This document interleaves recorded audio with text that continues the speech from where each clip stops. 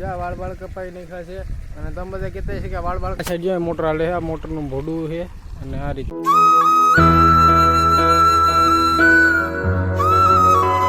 Hello YouTube family, કેમ છે તમારું બધાનું હાર્દિક સ્વાગત છે ફરીથી એક નવા બ્લોગમાં. તો કદાચ અત્યારે જો હું આવી ગયો છું આપણી વાડીએ.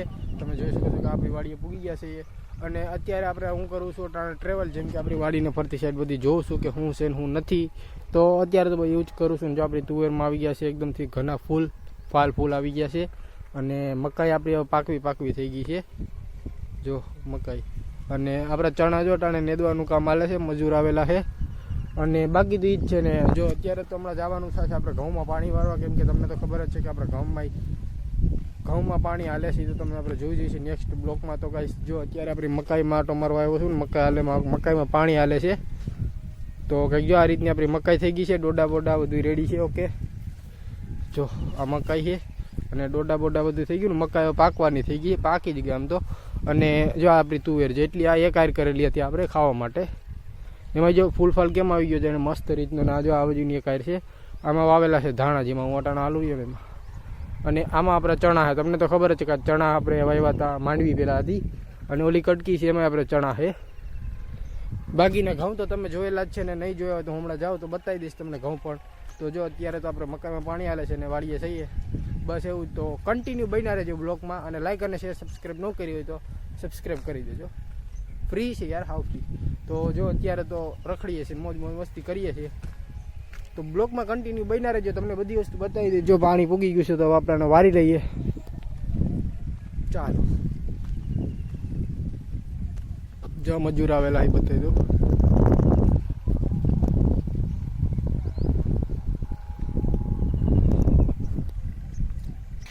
તો ગાઈસ નાકું બાકું તો આપણે વારી લીધું છે એકદમથી રેડી અને બદલાઈ નાખ્યું છે. આ છેલ્લો ક્યારે હોય, છેલ્લો પાઈ કાઢીને આપણે જવાનું થાય હમણાં ઘઉંમાં. અને એ પહેલાં આપણે થોડીક લાઈન બાઈન ફેરવવાની થાય ને એ બધું કામ કરવાનું થાય.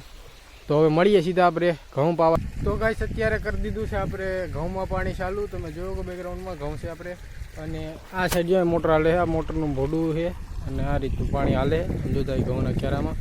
અને આ ઘઉં પાવાના બાકી છે હવે આપણે. તો બ્લોકમાં કન્ટિન્યુ બન્યા રહેજો, એનાથી તમને તમામ માહિતી મળી જાય. અને આમ જો આ બધા આપણે ઘઉં છે, હા એવું સબલું ભરી આવો, થોડાક શેરે ઉગવા નથી ને સાટવાના. બસ તો ઈ જ છે આપણી લાઈફ. અને જો આ ઘઉંમાં પાણી ચાલુ કરી દીધું ને પાણી વાળીએ, મોજ મસ્તી. અને આ લીલા લેર અને આ સાઈડ નીચે, આ સાઈડથી આ મકાઈ છે આપણે. મકાઈની આ બાજુના ઘઉં, ઓલી બાજુના તો તમને ખબર છે ચણા છે. અને આમાં ચણા કટકીમાં છે. બાકી જો આ રીતનું પાણી હાલે ને આ રીતના આપણા ઘઉં છે.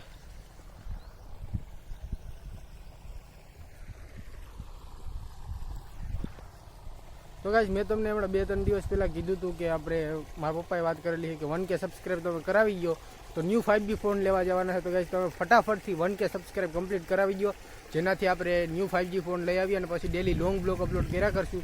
મારી પાસે એવો 5G ફોન નથી, 4G ફોન છે. તો એ તમારા માટે પૈસે લોંગ બ્લોગ અપલોડ કરું છું. તો ગાઈસ તમે ફટાફટથી મને 1K સબસ્ક્રાઈબ કમ્પ્લીટ કરાવી દો. તો આપણે ન્યૂ 5G ફોન લઈ આવ્યા પછી daily login long blog upload કરવાના છીએ. તો બસ એ જ વાત છે. તો ગાઈસ સપોર્ટ કરો અને 1K સબસ્ક્રાઈબ કમ્પ્લીટ કરાવી દો બસ. તો જો આ રીતનું પાણી હાલે છે આપણે અને મજા. ગાઈસ તમે બધે કહેતા છે કે વાળ કપાઈને ક્યાં જવાનો પ્લાન છે?